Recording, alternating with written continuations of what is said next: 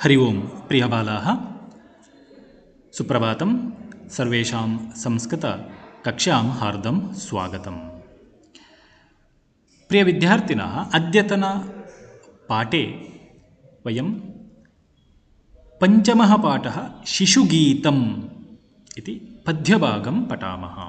पञ्चमः पाठः शिशुगीतम् इति सुन्दरं सरलम् एकं पद्यम् अध्ययनं कुर्मः। प्रारम्भे पीठिकाभागं पश्यामः। अनन्तरं पद्यस्य कविः डॉक्टर् एच्.आर्. विश्वासः इति तस्य परिचयं कुर्मः। पीठिकाभागं पश्यन्तु। गानं सर्वेषां मुदं जनयति। गानं ಗೀತಂ ಗಾನಂ ಹೇಳಿದರೆ ಹಾಡು. ಗೀತೆ ಎನ್ನುವಂಥದ್ದು ಸರ್ವೇಷಾಂ ಬಾಲಾನಾಂ ಜ್ಯೇಷ್ಠಾನಾಂ ಯುವಕಾನಾಂ ಯುವತೀನಾಂ ಸರ್ವೇಷಾಂ ಕೃತೆ ಮುದಂ ಜನಯತಿ ಸಂತೋಷಂ ಜನಯತಿ. ಈ ಹಾಡು ಎನ್ನುವಂಥದ್ದು ಸರ್ವೇಷಾಂ ಸರ್ವಸ್ಯ ಸರ್ವಯೋಃ ಸರ್ವೇಷಾಂ ಷಷ್ಠಿ ವಿಭಕ್ತಿಯಲ್ಲಿದೆ. ಎಲ್ಲರಿಗೂ ಅಂತ ಅರ್ಥ.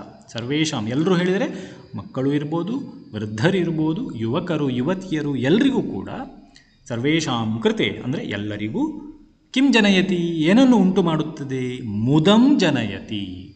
ಮುದಂ ಮುದಂ ನಾಮ ಸಂತೋಷಂ ಸಂತೋಷ ಅಂತ ಅರ್ಥ. ಮುದ ಮುದ ಹೇಳಿದರೆ ಮೋದತೆ ಅಂತ ಹೇಳಿದರೆ ಕ್ರಿಯಾಪದ, ಸಂತೋಷ ಪಡುತ್ತಾನೆ, ಆನಂದ ಕೊಡುತ್ತಾನೆ. ಮುದಂ ಹೇಳಿದರೆ ಸಂತೋಷಂ ಆನಂದಂ ಜನಯತಿ. ಹಾಡು ಅದರ ರಾಗ ಅದರ ಅರ್ಥ ಇದನ್ನೆಲ್ಲ ತಿಳ್ಕೊಂಡಾಗ ನಮ್ಮ ಮನಸ್ಸಿಗೆ ಆನಂದವು ಸಿಗುತ್ತದೆ. ಜನಯತಿ ಅಂತ ಹೇಳಿದರೆ ಉಂಟು ಮಾಡುತ್ತದೆ ಅಂತ ಹೇಳಿ. ಜನಯತಿ ಜನಯತಃ ಜನಯಂತಿ ಕ್ರಿಯಾಪದ.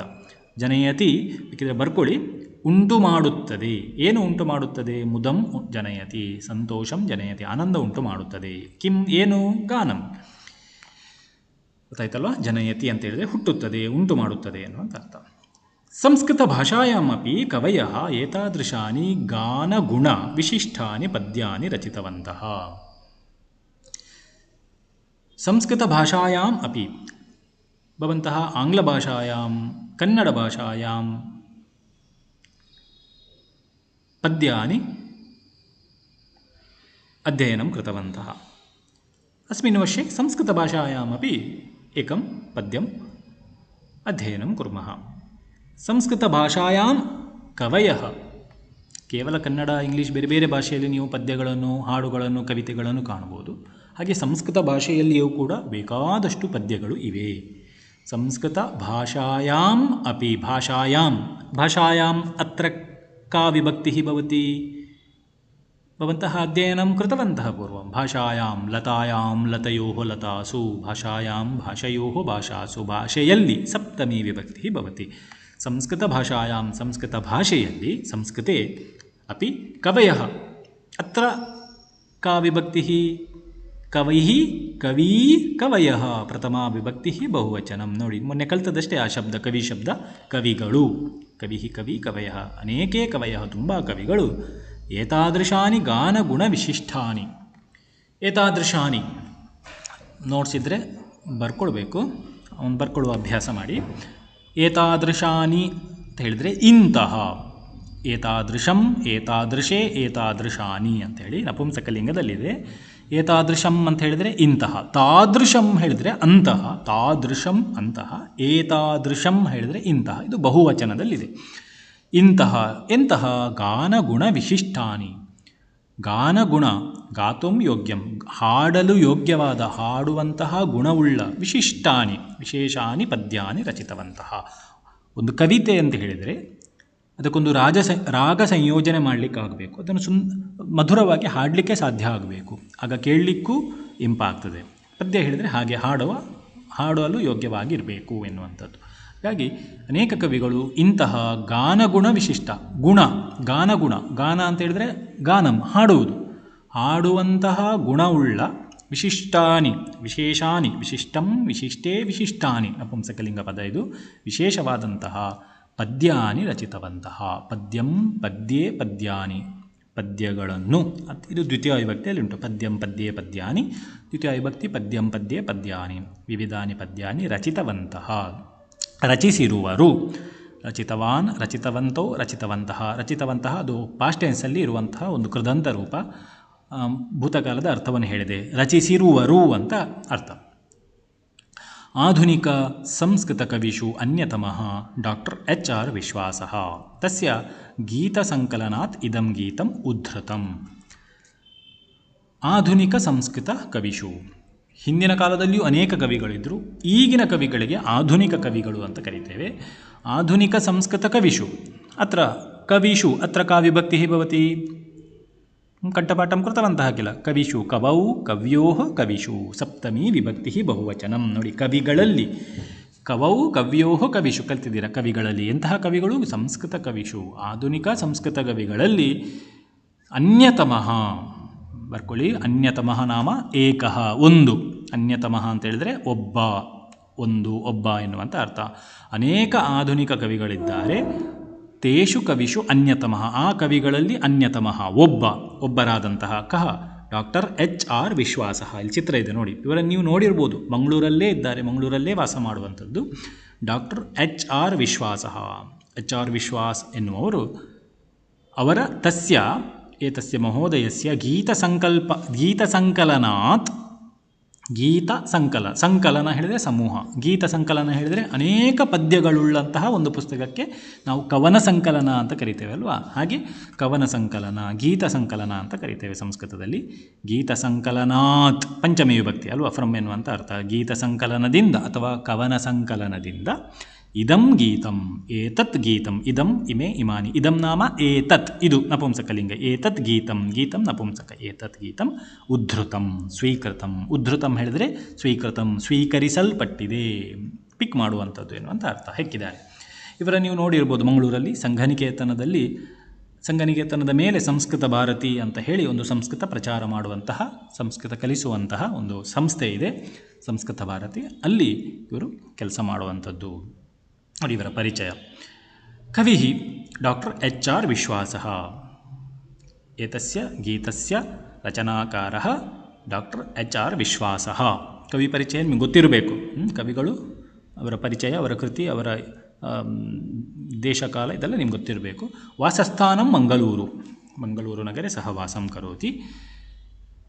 ಸಂಸ್ಕೃತ ಭಾರತ್ಯಾಂ ಅಖಿಲ ಭಾರತ ಶಿಕ್ಷಣ ಪ್ರಮುಖಃ ಅಸ್ತಿ. ಸಂಸ್ಕೃತ ಭಾರತಿ ಇತಿ ಸಂಸ್ಕೃತ ಪ್ರಚಾರ್ಯಮಾಣ ಏಕಾ ಸಂಸ್ಥಾ ಅಸ್ತಿ. ತಸ್ಯಾಂ ಸಂಸ್ಥಾಯಾಂ ಏಷಃ ಅಖಿಲ ಭಾರತ ಶಿಕ್ಷಣ ಪ್ರಮುಖಃ. ಇಡೀ ಭಾರತ ದೇಶದಲ್ಲಿ ಇವರು ಸಂಚರಿಸ್ತಾ ಅವರು ಸಂಸ್ಕೃತ ಸಂಸ್ಕೃತವನ್ನು ಕಲಿಸುವಂತಹ ಒಂದು, ಅಲ್ಲಿ ಕೆಲವು ಕ್ಲಾಸ್ಗಳು, ಕೆಲವು ತರಗತಿಗಳು ನಡೀತವೆ.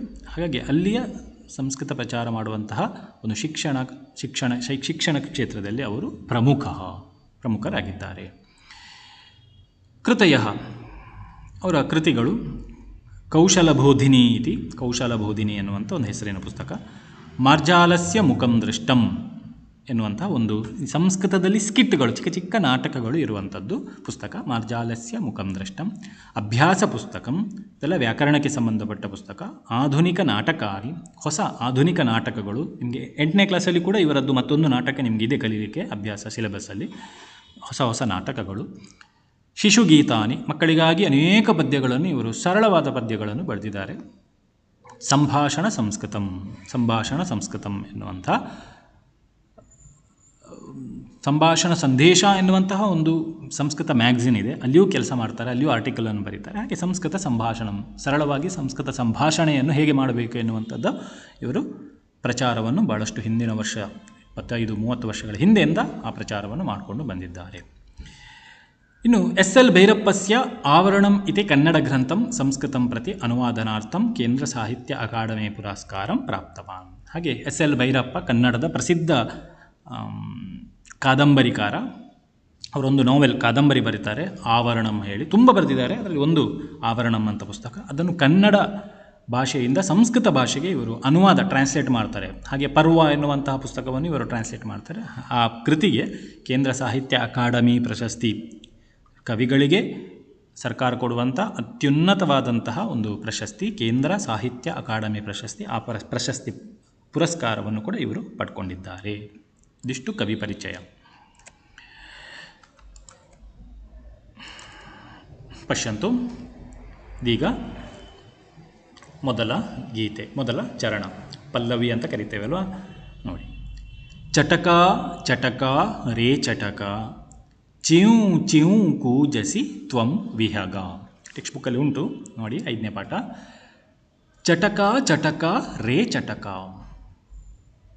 ಇಲ್ಲಿ ಕವಿ ಒಂದು ಪಕ್ಷಿಯ ಜೊತೆಗೆ ಒಂದು ಕಲ್ಪನೆ ಊಹೆ ಮಾಡಿಕೊಂಡು ಪಕ್ಷಿಯ ಜೊತೆಗೆ ಸಂಭಾಷಣೆ ಮಾಡುವಂಥದ್ದು, ಪಕ್ಷಿಯ ಜೊತೆಗೆ ಮಾತನಾಡುವಂಥದ್ದು, ಪಕ್ಷಿಯ ವರ್ಣನೆಯನ್ನು ಮಾಡುವಂಥದ್ದು, ತನ್ನ ಅನಿಸಿಕೆಯನ್ನು ಪಕ್ಷಿಗೆ ಹೇಳುವಂಥದ್ದು ಒಂದು ಕಲ್ಪನೆ ಮಾಡಿಕೊಂಡು ಕವಿ ಚಟಕ ಎನ್ನುವಂತಹ ಪಕ್ಷಿ, ಗುಬ್ಬಚ್ಚಿ ಅಂತ ನಾವು ಕರಿತೇವೆ, ಸ್ಪ್ಯಾರೋ, ಅದರ ಜೊತೆಗೆ ಮಾತಾಡುವ ಸಂಭಾಷಣೆ. ನೋಡಿ, ಇಲ್ಲಿ ಕವಿ ಹೇಳ್ತಾನೆ, ರೇ ಚಟಕ ರೇ ಚಟಕ, ಹೇ ಚಟಕ ಪಕ್ಷಿನ್, ಎಲೈ ಪಕ್ಷಿಯೇ, ಹೇ ಚಟಕ ಪಕ್ಷಿಯೇ, ಹೇ ಗುಬ್ಬಜ್ಜಿ ಪಕ್ಷಿಯೇ, ತ್ವಂ ವಿಹಗ ಚ್ಯೂ ಚ್ಯೂ ಕೂಜಸಿ. ಹೇ ವಿಹಗ, ಹೇ ಚಟಕ ಪಕ್ಷಿನ್, ಹೇ ವಿಹಗ, ತ್ವಂ ಚ್ಯೂ ಚ್ಯೂ ಕೂಜಸಿ. ತ್ವಂ ಚ್ಯೂ ಚ್ಯೂ ಇತಿ ಕೂಜಸಿ. ವಿಹಗ ಅಂತ ಹೇಳಿದರೆ ಪಕ್ಷಿ, ವಿಹಂಗಮ ಹಾರಾಡುವಂಥದ್ದು, ಆಕಾಶದಲ್ಲಿ ವಿಹಾರ ಮಾಡುವಂಥದ್ದಕ್ಕೆ ವಿಹಗ, ಖಗಃ ಅಂತ ಕೂಡ ಕರಿತೇವೆ. ಇದು ಸಂಬೋಧನಾ ಪ್ರಥಮ ವಿಭಕ್ತಿಯಲ್ಲಿದೆ. ಹೇ ವಿಹಗ, ಹೇ ಪಕ್ಷಿನ್, ಪಕ್ಷಿ ಪಕ್ಷಿಣೋ ಪಕ್ಷಿಣಃ, ಹೇ ಪಕ್ಷಿನ್, ತ್ವಂ ಚ್ಯೂ ಚ್ಯೂ ಕೂಜಸಿ. ತ್ವಂ ಕಥಂ ಕೂಜಸಿ, ನೀನು ಹೇಗೆ ಕೂಗ್ತಾ ಇದ್ದಿ ಅಂತ ಹೇಳಿದರೆ, ತ್ವಂ ಚ್ಯೂ ಚ್ಯೂ, ಚಟಕ ಪಕ್ಷಿ ಕೂಗುವ ರೀತಿ ಚ್ಯೂ ಚ್ಯೂ ಅಂತ ಹೇಳಿ ಕೂಜಸಿ. ಕೂಜನಂ ಕರೋತಿ, ಕೂಜನಂ ಕರೋಷಿ, ನೀನು ಕೂಗ್ತಾ ಇದ್ದಿ. ಕೂಜಸಿ ಇದು ಮಧ್ಯಮ ಪುರುಷ. ಕೂಜತಿ, ಹಕ್ಕಿಗಳು ಕೂಗುವುದಕ್ಕೆ, ಚಿಲಿಪಿಲಿಗೊಳ್ಳುವುದಕ್ಕೆ ನಾವು ಕೂಜತಿ ಅಂತ ಕ್ರಿಯಾಪದ ಕರಿತೇವೆ. ಕೂಜತಿ, ಕೂಜತಃ, ಕೂಜಂತಿ, ಕೂಜಸಿ, ಕೂಜತಃ, ಕೂಜಥ, ಕೂಜಾಮಿ, ಕೂಜಾವಹ, ಕೂಜಾಮಹ. ತ್ವಂ ಬಂದಾಗ, ಕರ್ತೃಪದ ತ್ವಮ್ಮಿದ್ದಾಗ ಕ್ರಿಯಾಪದ ಮಧ್ಯಮ ಪುರುಷದಲ್ಲಿ ಇರಬೇಕಲ್ವ. ತ್ವಂ ಕೂಜಸಿ, ತ್ವಂ ಪಠಸಿ, ತ್ವಂ ಲಿಖಸಿ, ತ್ವಂ ಗಚ್ಚಸಿ, ಈ ರೀತಿ ಮಧ್ಯಮ ಪುರುಷದಲ್ಲಿ ಇರಬೇಕು. ಪಠತಿ ಪಠತಃ ಪಠಂತಿ ಪಠಸಿ ಇದ್ದ ಹಾಗೆ. ಕೂಜಸಿ, ತ್ವಂ ಕೂಜಸಿ, ನೀನು ಕೂಗುತ್ತಾ ಇದ್ದಿ. ಕಥಂ ಮಧುರೇಣ, ಮಧುರ ಸ್ವರೇಣ, ಮಧುರವಾಗಿ ನೀನು ಕೂಗ್ತಾ ಇದ್ದಿ. ನೋಡಿ, ಮೊದಲ ಚರಣ. ನೀಡೇ ನಿವಸಸಿ ಸುಖೇನ ಡಯಸೆ, ಖಾದಸಿ ಫಲಾನಿ ಮಧುರಾಣಿ, ವಿಹರಸಿ ವಿಮಲೆ ವಿಪುಲೆ ಗಗನೆ, ನಾಸ್ತಿ ಜನ ಖಲು ವಾರಯಿತ. ನೀಡೇ ನಿವಸಸಿ ಸುಖೇನ ಡಯಸೆ. ಕವಿ ಹೇಳ್ತಾನೆ ನೋಡಿ, ತ್ವಂ ನೀಡೇ ನಿವಸಸಿ, ತ್ವಂ ನೀಡೇ ಗೃಹೆ ವಾಸಂ ಕರೋಷಿ. ನಾವೆಲ್ಲರೂ ಮನೆಯಲ್ಲಿ ವಾಸ ಮಾಡ್ತೇವೆ, ನಮ್ಮ ಮನೆಯಲ್ಲಿ, ಅಪ್ಪ ಕಟ್ಟಿಸಿದಂತಹ ಭವ್ಯವಾದ ಮನೆಯಲ್ಲಿ ವಾಸ ಮಾಡ್ತೇವೆ. ಹಾಗೆ ಪಕ್ಷಿಗಳು ವಾಸ ಮಾಡ್ತವೆ. ಪಕ್ಷಿಗಳು ರಾತ್ರಿ ನಿದ್ರೆ ಮಾಡ್ತವೆ, ಅವುಗಳಿಗೂ ಒಂದು ಮನೆ ಇದೆ. ಅವರ ಪಕ್ಷಿಗಳ ಮನೆಗಳಿಗೆ ನಾವು ನೀಡಂ ಅಂತ ಕರಿತೇವೆ. ನಾವು ಇರುವಂತಹ ಮನೆಗೆ ಗೃಹಂ ಅಂತ ಕರಿತೇವೆ. ಪಕ್ಷಿಗಳು ಇರುವಂಥದ್ದಕ್ಕೆ ಆ ಮನೆಗೆ ನೀಡಂ. ಕೆಲವರ ಮನೆ ಹೆಸರು ಕೂಡ ಇರ್ತದೆ, ನೀಡಂ ಅಂತ ಇಟ್ಕೊಳ್ತಾರೆ. ನೀಡೆ ಅಂತ ಹೇಳಿ ಸಪ್ತಮಿ ವಿಭಕ್ತಿಯಲ್ಲಿ ಉಂಟು. ನೀಡಂ, ನೀಡೆ, ನೀಡಾನಿ, ಸಪ್ತಮಿ ವಿಭಕ್ತಿ ನೀಡೆ. ಗೂಡಿನಲ್ಲಿ, ಹಕ್ಕಿಗಳಿರುವಂತಹ ಮನೆಗೆ ನಾವು ಗೂಡು ಅಂತ ಕರಿತೇವೆ. ಇಲ್ಲಿ ಚಿತ್ರದಲ್ಲಿ ಉಂಟು ಗುಬ್ಬಚ್ಚಿ ಪಕ್ಷಿಯ ಗೂಡು. ತ್ವಂ ನೀಡೆ ನಿವಸಸಿ, ತ್ವಂ ನೀಡೆ ವಾಸಂ ಕರೋಷಿ. ನಿವಸತಿ, ನಿವಸತಃ, ನಿವಸಂತಿ, ನಿವಸಸಿ ಮಧ್ಯಮ ಪುರುಷ, ಎಲ್ಲ ಪಕ್ಷಿಯನ್ನು ಕುರಿತು ಸಂಬೋಧನೆ ಮಾಡುವಂಥದ್ದು. ಹಾಗಾಗಿ ಮಧ್ಯಮ ಪುರುಷದಲ್ಲೇ ಇದೆ. ತ್ವಂ ನೀಡೆ, ತ್ವಂ ಅಂತ ನಾವು ತಗೊಳ್ಬೇಕಲ್ಲಿ. ತ್ವಂ ನೀಡೆ ನಿವಸಸಿ, ತ್ವಂ ನೀಡೆ ವಾಸಂ ಕರೋಷಿ.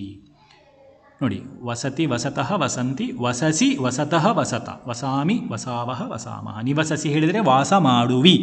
ಕುತ್ರ ನೀಡೆ, ನೀಡೆ ಗೂಡಿನಲ್ಲಿ, ನೀಡೆ ಸಪ್ತಮಿ ವಿಭಕ್ತಿ, ಅರ್ಥ ಮಾಡ್ಕೊಳ್ಳಿ. ತ್ವಂ ನೀಡೆ ನಿವಸಸಿ, ಗೂಡಿನಲ್ಲಿ ವಾಸ ಮಾಡ್ತಿ. ಇನ್ನೇನೆಲ್ಲ ಮಾಡ್ತಾನೆ.